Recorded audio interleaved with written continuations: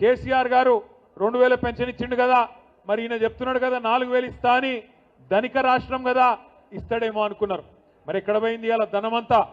ఎక్కడ పోతుంది అంటే ఢిల్లీకి పోతున్నది, ఢిల్లీకి పోతున్నది. ఇలా నిజంగా మహబాద్కి ఇక్కడికి వస్తుంటే కవితమ్మ ఫోన్ చేసింది, ఎంపీ గారు ఫోన్ చేసి మన అధ్యక్షురాలు ఫోన్ చేసి అన్నది, అన్న కాంగ్రెస్ వాళ్ళు కూడా ఏదో కార్యక్రమం పెట్టుకున్నారు, పోలీసు వాళ్ళు అంటున్నారు ఈ రోడేమట వద్దు, అట్లా నెల్లి కుదురు మీకెళ్ళి తిరిగి రమ్మంటున్నారు అని అన్నది.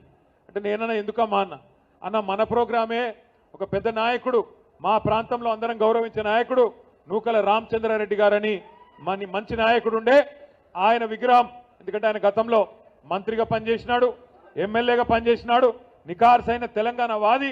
నిజానికైతే అప్పుడెప్పుడో 1970వ దశకంలోనే ముఖ్యమంత్రి కావాల్సిన స్థాయి ఉన్న నాయకుడు రామచంద్రారెడ్డి గారు.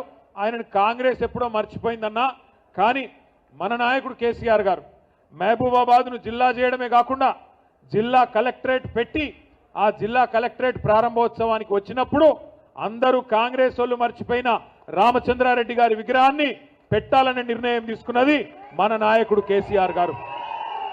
కేసీఆర్ గారు నిర్ణయం తీసుకొని రామచంద్రారెడ్డి గారి విగ్రహాన్ని అధికారికంగా పెడుతున్నామని చెప్తే, ఏ రామచంద్రారెడ్డి గారు అయితే నిజాయితీగా ఆనాడు నిజాయితీగా బతికిండో, ఏ రామచంద్రారెడ్డి గారు అయితే కాంగ్రెస్ అధిష్టానానికి డబ్బులు ఇవ్వకపోవడం వల్ల ముఖ్యమంత్రి కాలేదో, ఇలా ఆ రామచంద్రారెడ్డి గారి విగ్రహాన్ని ఢిల్లీకి మూటలు మోసే సన్నాసులు కొంతమంది ఇలా ఆవిష్కరిస్తున్నారని చెప్పి ఇప్పుడే ఇక్కడికి వస్తే చెప్తా ఉన్నారు.